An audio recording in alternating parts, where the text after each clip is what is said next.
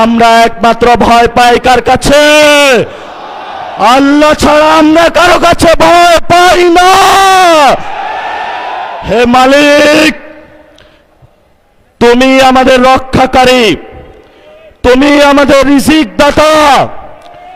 যারা এই বাংলাদেশের জনগণ 17 বছর অপেক্ষা করেছিল, আমাদের অধিকার ছিনিয়ে নিয়েছে, ডাকাতির মাধ্যমে ভাইদেরকে হত্যা করেছে।